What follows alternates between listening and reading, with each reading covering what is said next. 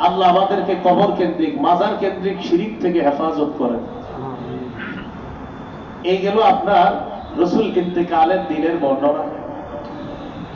এবার আমার সাথে একটু বলেন, কোন কবরকে কেন্দ্র করে মেলা বসানো যাবে না, গাজার আসর বসানো যাবে না। গাজা তো এমনিতে নিষিদ্ধ, উপরন্তু এটাকে বসা যাবে না। ইদানিং কালে আবার অনেক সন্ন্যাসীরা বলতেছে যে গাজা সিগারেটের চেয়ে ভালো। গাজা কিসের চেয়ে ভালো? সিগারেটের চেয়ে ভালো। আবার মাথায় পাগড়ির মতো দেওয়া, আবার দাড়িও আছে, আবার সাদা পাঞ্জাবি আছে। উনি গঞ্জিকাময় ইসলাম এদেশে কায়েম করতে চায়। কি ময়? গঞ্জিকাময়, মানে গাজাময় ইসলাম।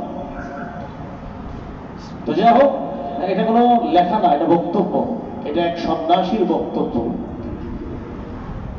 তো মেলার আসর বসানো যাবে না, গাজার আসর বসানো যাবে না। আবু দাউদের বর্ণনা 2042 নম্বর হাদিস।